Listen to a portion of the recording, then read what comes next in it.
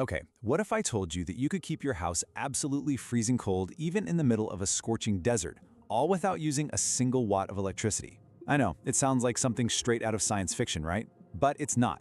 It's actually an incredible piece of technology that's thousands of years old.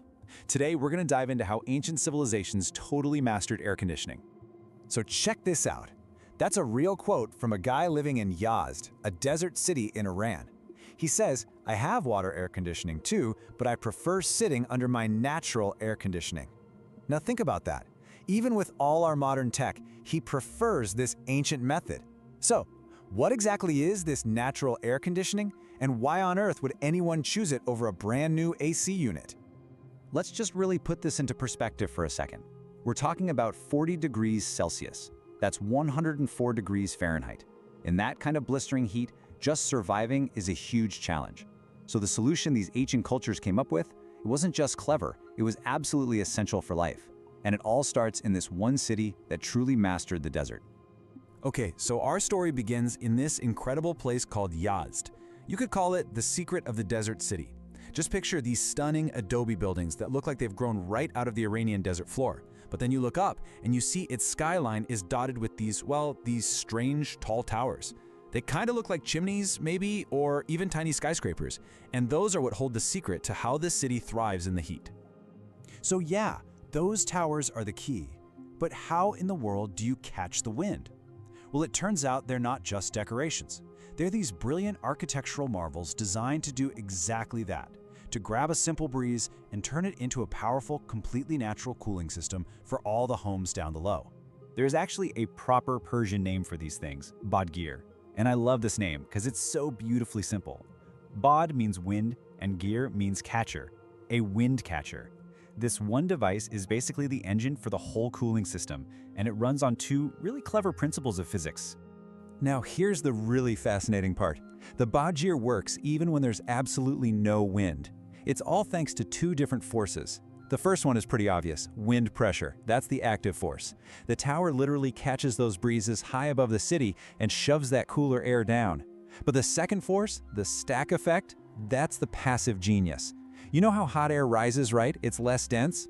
Well, the tower acts like a giant chimney, letting all the hot, stale air inside the house escape upwards. And when that air leaves, it creates a vacuum that naturally pulls cooler air in from below. It's a totally self-regulating system.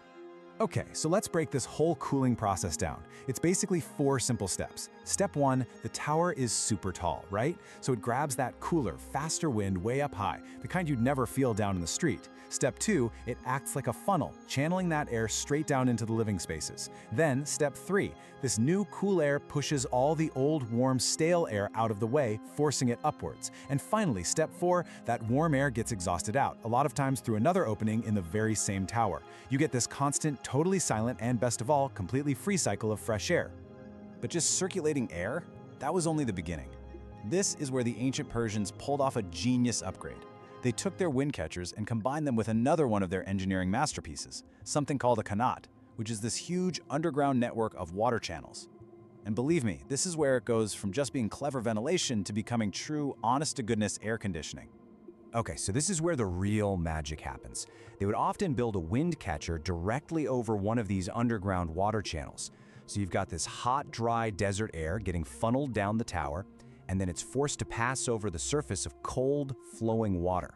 What happens next is a powerful process called evaporative cooling. Basically, as the water evaporates, it sucks the heat right out of the air. And the result? The air becomes not just cool, but genuinely cold. We're talking chilled enough that these systems could keep ice frozen all year round. In the middle of the desert, it's incredible. So we've got a handle on the incredible science behind this. But that brings up a really natural question. Where did this revolutionary idea even come from? Well, the origin story is, you guessed it, just as fascinating as the physics. So who actually invented it first? Turns out, that question is at the heart of a pretty fierce historical debate. You've got two of the world's greatest ancient civilizations, Iran and Egypt, and they both claim they were the birthplace of the wind catcher. And what's wild is, they both have some pretty compelling evidence to back it up. All right, let's look at the evidence. On the one hand, Iranian architects point to the ruins of a fire temple that's 6,000 years old. It's got these chimney-like structures. But here's the thing. no traces of ash. That suggests they were for ventilation, not fire. But then, on the other side, Egyptian archaeologists show us tomb paintings from around 1300 BC, and these paintings clearly showed triangular structures on top of a royal home that look exactly like wind catchers. Now, the oldest surviving towers we can actually touch and see today are in Iran from the 14th century, but the debate over who was truly first, yeah, that's still going strong.